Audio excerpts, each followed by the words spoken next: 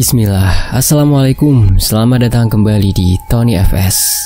Sebuah kisah dari Lestari Hunayfi Chandramaya Story. Ini dia bagian pertama di Tony FS. Hamparan ladang hijau yang ditumbuhi berbagai macam sayur mayur terpampang di hadapanku.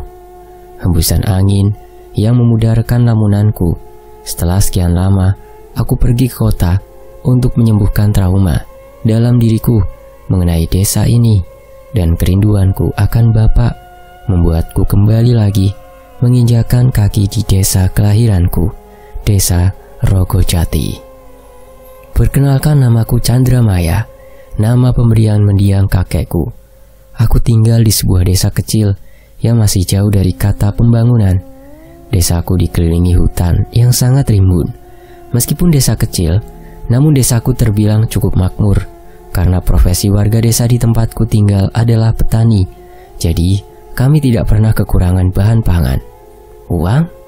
Di desa ini uang merupakan barang langka. Warga desa masih banyak menggunakan sistem barter untuk mendapatkan suatu barang. Rogojati adalah nama desaku. Desa yang menjadi tanah kelahiranku dan menjadi tempatku hidup hingga sekarang. Aku anak tunggal yang dimiliki bapak dan ibuku. Di balik desaku yang subur dan makmur, ada seorang pemimpin yang terkenal akan kekejaman dan kebengisannya. Dia adalah Rogopati. Pak, makan dulu pak. Ini Maya bawain sayur lodeh sama tempe goreng, teriakku pada lelaki parubaya yang sedang sibuk di ladang. Dia adalah bapakku, Pak Mahdi. Ladang yang digarap ayahku masih milik keluargaku. Bapakku tidak pernah mau menjual ladang peninggalan kakekku kepada Tuan Rogo, meski ia berkali-kali memaksa bapak untuk menjualnya. Sebentar lagi bapak selesai. Kamu siapkan dulu. Jangan lupa berikan sebagian bekalnya kepada Toha dan Bu Rumini. Iya pak. Bapak memang selalu memintaku memberikan bekal yang aku kirimkan kepada Bu Rumini dan anaknya yang bernama Toha. Bapak bilang, meskipun kita tak memiliki banyak, setidaknya kita masih bisa berbagi dengan Tonggo Teparo atau tetangga sekitar. Setelah selesai menyiapkan makanan untuk bapak, aku pamit untuk pergi ke ladang tempat Bu Rumini bekerja. Bapak, makanannya sudah Maya siapin, segera dimakan ya pak. Mumpung sayurnya masih anget. Maya pamit mengantar nasi buat Bu Rumini dan Toha dulu. Pamitku pada bapak yang masih sibuk membersihkan ladang. Jalannya hati-hati, jangan lari ya, teriak bapak yang sekedar memperingatkanku. Ladang tempat Bu Rumini hanya berjarak 200 meter dari ladang milik bapak. Assalamualaikum. Waalaikumsalam. Maya, ada apa? Ini bu, Maya mau ngantar makan siang buat ibu dan Toha. Tadi kebetulan ibu masak banyak. Ya Allah, jadi merepotkan nak Maya. Terima kasih banyak nak. Nggak repot kok bu. Lagi pula mubazir, kalau tidak dimakan nanti nasinya menangis. Kamu ini bisa saja nak Mai. Ngomong-ngomong, dari tadi Maya tidak melihat Toha bu. Oh Toha, lagi diminta kerja di rumah Tuan Rogo. Oh begitu bu. Syukurlah, aku sedikit lega mendengar Toha yang mendapatkan pekerjaan sehingga bisa menambah penghasilan keluarganya. Namun, berbeda dengan Bu Rumi, raut wajahnya terlihat sedih dan hampir menitikan air mata. Aku jadi menyesal atas pertanyaanku tadi. Tak ingin membuat Bu Rumi semakin sedih, aku pun izin pamit untuk kembali ke ladang bapak. Maya, kenapa lama sekali? Loh, sayur lodeh sama tempe gorengnya kemana pak? Tanyaku yang keheranan melihat piring-piring yang tadinya penuh sudah bersih tak tersisa. Bapak habiskan ya. Bapak tertawa melihat wajahku yang cemberut karena ulahnya. Pak, apa bapak tahu kalau Toha bekerja di rumah Tuan Rogo? Oh ya, bapak malah baru tahu. Baguslah kalau begitu. Jadi ada penghasilan tambahan untuk Toha dan Bu Rumi. Tapi pak, tadi waktu Maya tanya soal Toha, tiba-tiba saja wajah Bu Rumi terlihat sedih. Mungkin saja Bu Rumi belum tega jika anaknya sudah harus bekerja. Benar ucapan bapak. Mungkin saja Bu Rumi merasa jika Toha belum waktunya untuk bekerja. Aku membereskan peralatan bekas bapak makan dan membawanya kembali ke rumah untuk dicuci. Di sepanjang perjalanan pulang, aku sempat menyapa beberapa warga yang sedang bekerja di ladang milik Tuan Rogo. Warga di desaku memang ramah-ramah. Itulah yang membuatku enggan meninggalkan desa ini, meskipun bapak beberapa kali menawarkanku untuk bekerja ikut temannya yang ada di kota. Selain aku sudah nyaman dengan kehidupanku di desa, aku juga tidak tega jika harus meninggalkan bapak dan ibu. Toha, Toha, teriakku memanggil bocah laki-laki seusiaku yang berjalan tertatih seperti sedang menahan sakit. Toha, kamu kenapa? Aku kaget saat melihat luka lebam di sekujur tubuh Toha. Aku tidak apa-apa, Mai. Aku tidak sengaja terjatuh saat sedang bekerja di rumah Tuan Rogo. Aku tahu jika Toha sedang menyembunyikan sesuatu dariku. Aku pun tak ingin bertanya lebih kepada Toha soal luka di tubuhnya. Toha, apa kamu sudah makan? Aku mengambil nasi yang tadi kubungkus dan satu buah tempe goreng. Toha menggeleng. Aku memberikan bungkusan nasi itu kepada Toha dan mengajaknya duduk di pos kamling. Terima kasih ya Maya. Kenapa tidak dimakan nasinya? Maaf ya, cuma sisa satu tempe goreng saja. Sayur lodehnya sudah dihabisin sama bapak, ucapku yang merasa tidak enak. Enggak Maya, nasi ini sudah lebih dari cukup, tapi aku akan memberikannya pada ibu. Aku terharu mendengar ucapan Toha. Aku tak menyangka jika Toha seperhatian itu kepada ibunya. Memang sudah sepatutnya jika Toha bersikap seperti itu, karena hanya Bu Rumi yang ia punya. Kabar yang kudengar ayah Toha meninggal di tangan Pak Rogo. Makan saja Toha. Tadi aku sudah mengantar nasi lengkap dengan sayur lodeh dan tempe goreng pada ibumu, Bu Rumi. Benarkah Mai? Mendengar ucapanku, mata Toha berkaca-kaca dan segera membuka bungkus nasi pemberianku. Toha, mampir sebentar ke rumahku ya, ajakku pada Toha yang masih mengunyah makanannya. Ada apa Mai? Memangnya kamu akan pulang dengan luka seperti ini? Nanti Bu Rumi sedih loh. Aku dan Toha pun berjalan menuju rumahku. Namun baru sampai di persimpangan jalan ke rumahku, anak buah Pak Rogo menghadang kami. Ada apa ini? Tangan berotot anak buah Tuan Rogo mencengkeram baju belakang Toha dan menyeret tubuhnya. Aku mencoba menarik lengan Toha, namun anak buah Tuan Rogo yang satunya menahanku dan mendorong tubuhku hingga tersungkur ke tanah. Sungguh bengis dan kejam mereka memperlakukan anak sekecil Toha dengan sekasar itu. Ayah, sampaikan ke ibuku, aku pulang larut malam ya, teriak Toha yang mulai menjauh dari pandanganku. Aku memutar arah jalanku menuju rumah Toha dan menyampaikan apa yang Toha katakan padaku. Seolah sudah tahu, Bu Rumi tak merespon apapun yang aku katakan. Hanya wajahnya yang terlihat muram dan khawatir. Assalamualaikum. Waalaikumsalam. Maya, kok baru pulang? Itu kenapa kakinya memar begitu? Maya tadi jatuh Bu. Jawabku pada ibu yang mencoba menutupi apa yang sebenarnya terjadi padaku dan Toha. Kamu ini kebiasaan, pasti lari-larian kan? Ya sudah, sana mandi, nanti ibu obati lukanya. Selesai mandi, aku merebahkan tubuhku di atas kasur kapuk yang setiap hari menjadi alas tidurku. Tak kusangka luka di lututku sedikit terasa senut-senut. Melihat luka di lututku, aku jadi teringat dengan luka di sekujur tubuh Toha. Bagaimana anak sekecil Toha bisa menahan sakit sebanyak itu? Chandra Maya, apa kau sudah tidur? Belum Bu. Ibu membawakanku perlengkapan P3K. Bagaimana lukamu? Terasa nyeri Bu. Ibu mencoba memeriksa luka yang ada di lututku yang mulai membiru. Rupanya luka itu cukup parah sehingga menimbulkan lebam dan rasa nyeri. Ibu meneteskan obat merah di lukaku dan memberikan bobokan di area yang lebam. Namanya orang Jawa, kami masih menggunakan rempah-rempah yang ada untuk jamu, obat turun panas, atau obat yang ibu gunakan untuk meredakan lebam di kakiku. Bu, boleh kan kotak obatnya ditinggal di sini saja. Memangnya untuk apa? Untuk berjaga-jaga saja, Bu.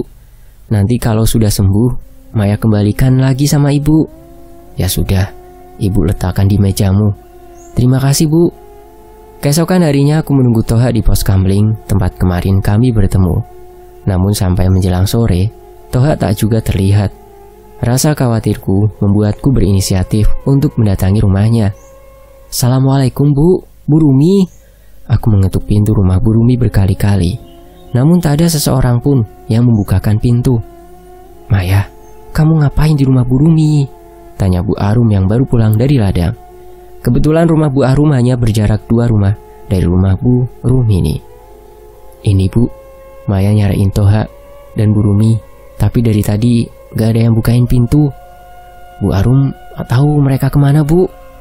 Raut wajah Bu Arum berubah gelisah dan beliau segera menghampiriku dan menceritakan apa yang menimpa Toha pada Bu Rumini. Rupanya kemarin setelah aku pulang dari rumah Bu Rumini, anak buah Tuan Rogo datang dan menyeret paksa Bu Rumini. Mendengar cerita Bu Arum, rasa khawatirku semakin menjadi. Aku kembali ke rumah dan menceritakan semua yang menimpa Bu Rumini dan Toha kepada bapak dan ibu. Maya, sebaiknya kita tidak usah terlalu ikut campur dengan urusan orang lain. Kita ini hanya orang kecil, Maya. Tapi Pak, kalau terjadi sesuatu dengan Bu Rumini dan Toha bagaimana? Maya, Ibu tahu, Nak, kamu mengkhawatirkan mereka, tapi Ibu gak mau sampai kamu kenapa-napa. Sepertinya Bapak dan Ibu tidak ingin keluarga kami terlibat dengan Tuan Rogo. Tuan Rogo tidak mengusik keluargaku, karena dulu kakek adalah salah satu orang yang berjasa di keluarga Tuan Rogo. Itu sebabnya ia masih menghargai keluargaku karena jasa-jasa kakekku terhadap keluarganya. Tapi aku tidak akan tinggal diam dan membiarkan Toha dan Bu Rumi menderita. Pasti sekarang Tuan Rogo sedang menyiksa Bu Rumi dan Toha. Apa yang harus aku lakukan untuk menyelamatkan Toha dan Bu Rumi? Ampun Tuan, tolong jangan pukul ibu saya, Tuan. Lepaskan ibu saya, Tuan. Saya mohon. Toha berlutut di kaki Tuan Rogo. Ini adalah hukuman yang pantas untuk orang miskin seperti kalian. Suara cambuk yang dipukulkan di tubuh Bu Rumi terdengar dengan keji dan tanpa ampun. Tuan Rogo memukulkan cambuknya ke tubuh Bu Rumi yang sudah penuh dengan luka memar, serta darah yang terus mengalir dari mulut dan hidung.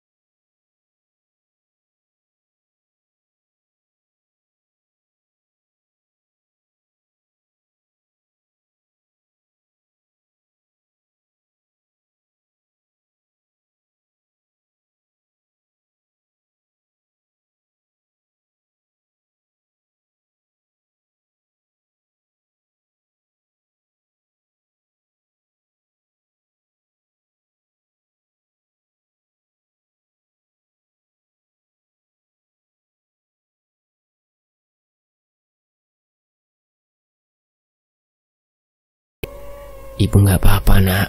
Toha, dengarkan Ibu. Kamu harus pergi dari sini, Nak. Tidak, Bu. Toha tidak akan meninggalkan Ibu sendiri di sini. Dengarkan Ibu, Nak. Kamu harus tetap hidup untuk membalaskan dendam Bapak dan Ibu kepada keparat itu. Tetapi, Bu, balaskan dendam Ibu dan Bapakmu, Nak. Bu Rumi mengalihkan perhatian para anak buah Tuan Rogo. Saat ada kesempatan, Toha mengendap-endap keluar dari tempat itu. Mau mati kau? Bunuh saja aku. Aku tidak takut suatu saat nanti kalian akan merasakan apa yang telah kalian lakukan pada keluargaku. Cuy, bisa apa kau? Anak buah Tuan Rogo menjambak rambut Bu Rumi dan menamparnya berkali-kali. Ada apa ini? Berisik sekali. Ini Tuan, sudah berani ngelawan, katanya mau balas dendam kepada Tuan. Berani sekali kamu. Hah? Harusnya ku habisi nyawamu dari kemarin. Tuan Rogo mengambil parang, menjambak kepala Burumi dan menebaskan parangnya hingga kepala Burumi terpisah dari tubuhnya. Hahaha. Tawa puas terdengar dari Tuan Rogo dan anak buahnya. Toha yang melihatnya dari celah kayu rumah Tuan Rogo mengepalkan tangannya. Air mata yang sedari tadi tak henti-hentinya mengalir diusapnya. Ia berjanji akan menepati permintaan ibunya yang terakhir, membalaskan dendam kedua orang tuanya. Tunggu. Di mana bocah tengik itu? Dasar bodoh kalian menjaga 2 bandot saja tidak becus. Cepat cari atau kepala kalian sebagai gantinya. Baik Tuhan. Melihat Tuan Rogo menyadari bahwa tidak ada Toha dengan sekuat tenaga berlari hingga ke dalam hutan. Itu dia! Teriak salah satu anak buah Tuan Rogo. Toha yang panik tidak sempat melihat ke arah jalan yang ia lalui dan tubuhnya terperosok ke dalam jurang. Mampus kau, menyusahkan saja. Sementara itu di sisi lain, masih pagi sekali bunyi kentongan dipukul yang menandakan ada orang meninggal. Aku, ibu dan bapak yang tengah menikmati sarapan bertanya-tanya, siapa yang meninggal? Tiba-tiba saja perasaanku tidak enak. Aku teringat akan Burumini dan Toha. Pak, siapa yang meninggal pak? Bapak juga tidak tahu bu. Setahu bapak, tidak ada warga yang sakit. Namanya juga takdir pak. Ya sudah, kalau begitu bapak keluar dulu ya bu, untuk memastikan dan sekaligus membantu pemakaman. Maya ikut pak. Kamu di rumah saja nduk. Tuh, bantu ibumu cuci piring. Tapi Maya pengen ikut pak. Rengekku pada bapak yang setelahnya disusul bunyi ketukan pintu. Tok. Assalamualaikum Pak Mahdi. Waalaikumsalam. Ada apa Pak Bahar? Apa Pak Mahdi sudah tahu jika ada warga yang meninggal? Iya pak, tadi saya mendengar suara kentongannya. Ini saya ke sana pak. Memangnya siapa pak yang meninggal? Tanyaku penasaran. Kalau dari desas-desus warga sih katanya Burumini yang meninggal. Sekarang jenazahnya ada di balai desa. Jantungku seperti berhenti berdetak. Apa yang kutakutkan terjadi? Tanpa pikir panjang aku segera berlari ke balai desa. Tak kuhiraukan kakiku yang masih terasa nyeri. Maya! Teriak bapak memanggilku. Tapi tak sedikit pun aku menoleh dan berniat kembali ke rumah. Aku menerobos kerumunan warga yang mengelilingi jenazah Burumi yang tertutup kain putih. Dengan tangan gemetar, aku memberanikan diriku untuk membuka penutup kain itu. Mengerikan. Apa yang aku lihat sangat-sangat mengerikan. Kepala Burumi putus dan sekujur tubuhnya penuh dengan luka memar. Pandanganku kabur dan kesadaranku mulai menghilang. Mengapa ada manusia yang disebut Tuan Rogo yang sejatinya apa yang ia perbuat bukan lagi perbuatan manusia, tapi lebih tepatnya iblis. Di sisi lain, Maya, kamu gak apa-apa? Ibu, kenapa Maya ada di rumah bu? Sadarku. Kamu tadi pingsan, bapak yang bawa kamu pulang. Lagian kamu ngapain melihat jenazah Burumi? Ini tehnya diminum, mumpung masih hangat. Mendengar jenazah Burumi membuat ingatanku akan jenazah Burumi teringat kembali. Sudah, jangan diingat-ingat. Doakan Burumi semoga tenang di sisinya. Aku teringat Toha. Tadi di balai desa, aku tidak menemukan keberadaan Toha. Bagaimana dengan Toha? Apa yang terjadi dengan Toha? Apa Toha baik-baik saja?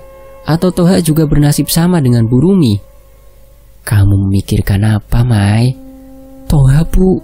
Bagaimana dengan Toha? Kalau kata bapak tadi, keberadaan Toha belum ada yang tahu. Bisa saja Toha masih di rumah Tuan Rogo, tapi tidak ada yang tahu pastinya. Maya harus cari Toha, Bu. Ayah, kamu tidak usah terlalu bertindak terlalu jauh, Nduk. Karena kapanpun Tuan Rogo bisa melukai keluarga kita. Lebih baik kita tidak usah ikut campur urusannya kalau kita tidak ingin bernasib sama dengan Burumi dan Toha. Benar juga kata ibu. Aku tidak berani mengambil resiko yang nantinya akan merugikan aku dan keluargaku. Toha, semoga kau baik-baik saja. Berbulan-bulan setelah kematian Burumi yang menggemparkan desaku, keberadaan mengenai Toha juga belum ada satu warga pun yang tahu. Ada yang bilang bahwa Toha sudah mati dan jasadnya dibuang, dan ada juga yang bilang bahwa Toha dikurung di rumah Tuan Rogo. Tahun berlalu, kini usiaku sudah 20 tahun.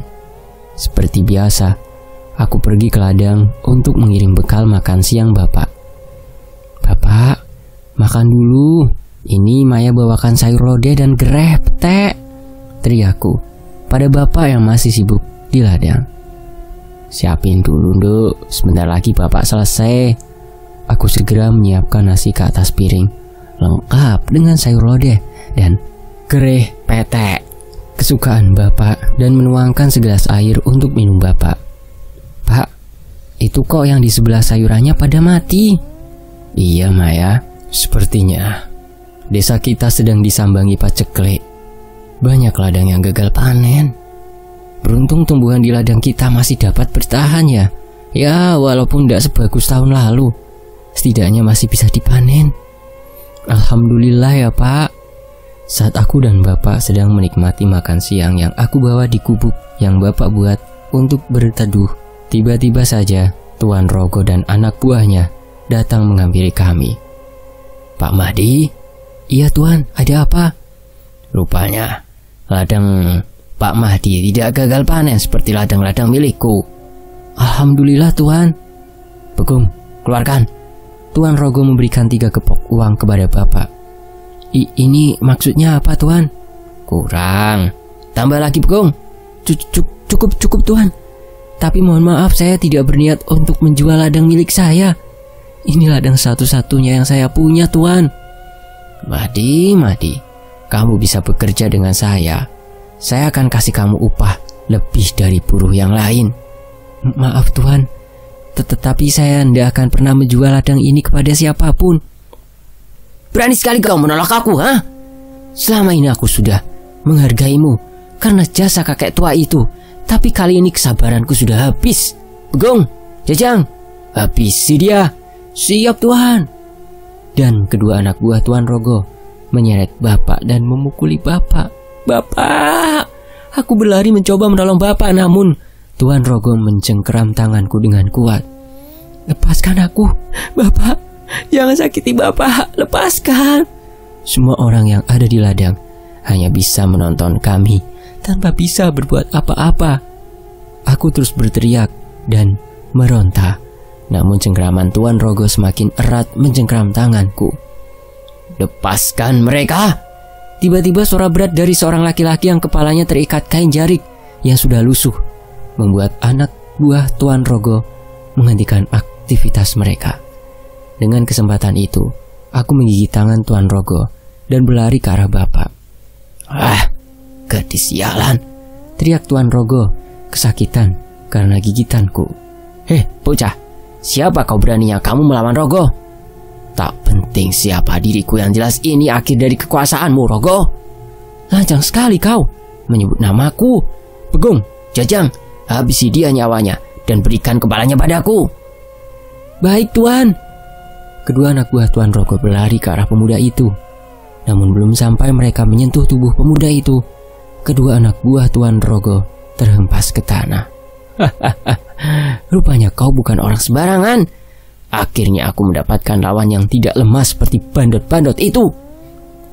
Tuan Rogo mengeluarkan keris yang selalu ia bawa.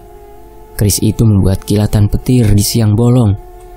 "Hadapi keris rokot nyawaku jika kau mampu menghadapinya." Tiba-tiba langit berubah menjadi gelap dan ribuan demit berbagai rupa muncul di belakang pemuda itu, seolah siap menerima perintah. "Demit alas tua, bocah edan." Melihat hal itu, Tuan Rogo terlihat gentar dan wajahnya berubah menjadi pucat pasi. "Kali ini aku tidak akan melawanmu, tapi kupastikan kau akan mati di tanganku," ucap Tuan Rogo yang mundur dari medan pertempuran. Seketika langit cerah kembali dan sosok demit-demit itu satu persatu menghilang, diikuti perginya pemuda itu.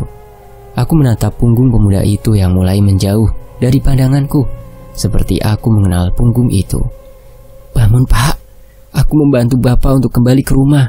Ibu, Astagfirullah, apa yang terjadi sama bapak? Maya, kenapa bapak bisa bawa belur begini, Maya?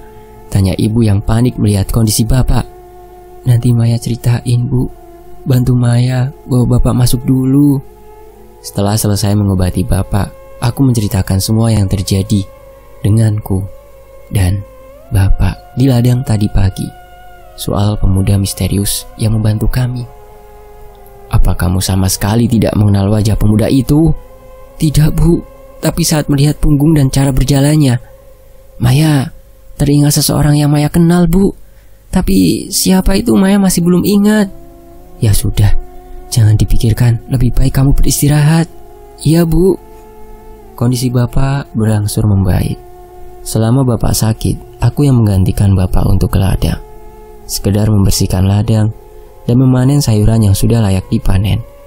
Saat kembali ke rumah, aku melihat Tuan Rogo dan anak buahnya berada di rumahku. Ibu, bapak, aku berlari menuju rumah. Tapi aku terlambat. Bapak tidak tertolong. Tangisku dan ibu pecah meratapi kepergian bapak. Di pemakaman bapak, aku melihat pemuda itu dari jauh memandang ke arahku. Tatapannya sangat tajam seolah menyimpan dendam. Setelah kepergian bapak, aku tidak tahu apa yang harus aku lakukan setelah ini. Bagaimana caraku dan ibu bertahan hidup? Selama ini, tumpuan hidup kami berdua adalah bapak. Sementara itu, udara malam ini sangat terasa berbeda. Angin yang berhembus begitu dingin dan langit-langit begitu gelap serta suasana desa ini terasa begitu sunyi. Atau ini hanya perasaanku saja yang masih terbawa suasana atas kepergian bapak? Aku melangkah menutup jendela rumah untuk mengurangi hembusan angin yang masuk. Lagi-lagi, aku melihat pemuda itu berdiri di depan rumahku, menatap kosong ke arah rumah. Keesokan harinya, bunyi kentongan kembali terdengar. Aku keluar rumah, mencoba mencari tahu siapa yang meninggal. Pak Bahar, tunggu. Iya, Mbak Maya, ada apa? Siapa yang meninggal, Pak? Keluarga Tuan Rogo, Mbak. Ya sudah ya, saya kesana dulu ya, Mbak. Iya, Pak, terima kasih. Bu, Ibu, Maya izin pergi sebentar ya, Bu. Kamu mau kemana, Maya? Ke rumah Tuan Rogo, Bu. Ada keluarganya yang meninggal. Jangan, Maya. Gak apa-apa, Bu. Maya cuma mau berbelasungkawa saja. Ibu gak usah khawatir. Maya gak lama kok. Ya sudah, kamu hati-hati ya. Maya pamit ya, Bu. Singkat cerita, di rumah Tuan Rogo sudah banyak orang yang datang. Aku mencari celah untuk melihat siapa keluarga Tuan Rogo yang meninggal. Rupanya istrinya dan keempat anak Tuan Rogo meninggal serempak dengan mengenaskan. Tubuhnya seperti dicabik-cabik makhluk buas. Keparat kau bocah asu, keluar kau! Seorang pemuda berjalan dengan tenang. Aku di sini, Rogo, ucap pemuda itu. Kau yang sudah membunuh istri dan anakku kan? Iya, Rogo. Kau benar, memang aku yang membunuh mereka, ucap pemuda itu dengan tenang. Siapa kau sebenarnya? Mengapa kau lakukan ini semua? Harusnya kau mengenali luka ini, Rogo. Pemuda itu melepas pengikat kain jarik dari kepalanya. Terpampang bekas luka di pelipis kanannya. Keparat, anak Rumini. Tuan Rogo mengepalkan kedua tangannya. Mukanya dipenuhi amarah. Aku Toha, anak yang kau bunuh kedua orang tuanya dengan keji. Aku datang untuk memenuhi janjiku pada almarhum ibuku, yaitu membunuhmu dan seluruh keturunanmu. Lancang sekali kau. Tuan Rogo mengeluarkan keris rogot nyawa miliknya. Kilatan petir menyambar di langit, diikuti gelapnya langit yang memunculkan ribuan demit belakang Toha. Rupanya kali ini Tuan Rogo sudah menyiapkan dirinya jika hal ini akan terjadi. Wajah Tuan Rogo tak sedikit pun terlihat gentar seperti waktu itu.